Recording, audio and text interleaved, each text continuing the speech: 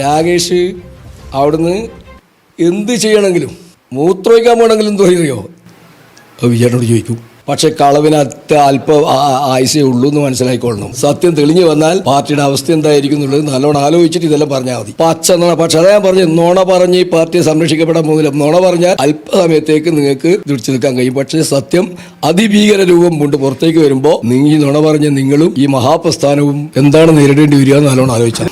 അല്ല, ഇതിനകത്ത് പി.കെ. ശ്യാമള അല്ലെങ്കിൽ താങ്കളുടെ നിലപാട് ഇത് തന്നെ ആയിരിക്കുമെന്നാണ് അവർ പറയുന്നത്. അത് അവർ പറയുന്നല്ലേ.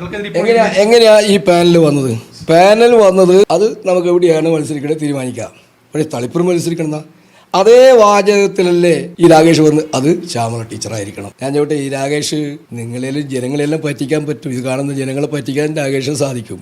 പക്ഷെ എന്നെ പറ്റിക്കാനാവില്ല. കാരണം എന്താ അറിയോ, രാകേഷ് അവിടുന്ന് എന്ത് ചെയ്യണമെങ്കിലും മൂത്രമൊഴിക്കാൻ പോകണമെങ്കിലും തോന്നിയോ വിജയനോട് ചോദിക്കും.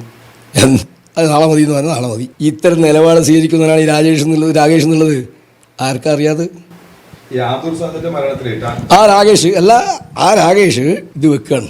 എന്ത് ലിസ്റ്റ് പാനൽ വെക്കുന്ന പറയുന്നത് ചവിട്ടി ചായക്കണം. അപ്പോൾ ഇതാരെ മറ്റേ ആലോചിച്ചിട്ടാ എം പി ഗോവിന്ദ മാഷല്ലേ, എം പി ഗോവിന്ദ മാഷ് ഭാര്യനാക്കാന്ന് ആലോചിക്കാനിട്ടാ. എന്താ ഈ പാർട്ടി എന്ന് പറയുന്നത്? പാർട്ടി എന്ന് പറയുന്നത് പാർട്ടി സംഘടനയല്ലേ. ആ സംഘടന എന്ന് പറയുന്നത് അതിൻ്റെ ആദ്യത്തെ സെക്രട്ടേറിയറ്റ് അല്ലേ. സെക്രട്ടറിയിൽ ഈ പേരിന് മുഴുവനാൾ എതിർത്തില്ലേ, ഒന്നോ രണ്ടോ ആൾ ഒഴിച്ചിട്ട്.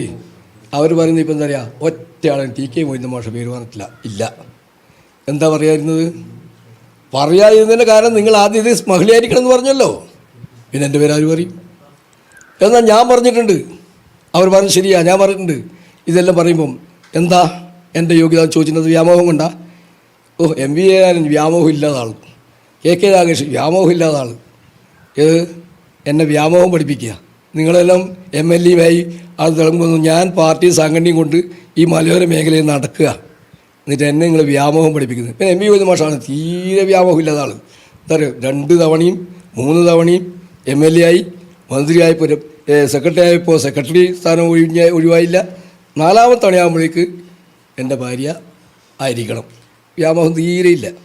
ഞാൻ ചോദിട്ടെ, ഗോവിന്ദ മാഷ് താത്വിക ആചാര്യനാണല്ലോ, എന്താ വ്യാമോഹം എന്നൊരു EMS പറഞ്ഞൊരു കാര്യമുണ്ട്.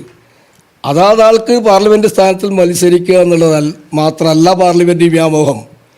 ഞാൻ അല്ലെങ്കിൽ എൻ്റെ ഭാര്യ അല്ലെങ്കിൽ മക്കൾ അല്ലെങ്കിൽ എൻ്റെ അടുത്ത് സുഹൃത്തായിരിക്കണം എന്ന് പറയുന്നതാണ് പാർലമെൻറ്റ് വ്യാമോഹം.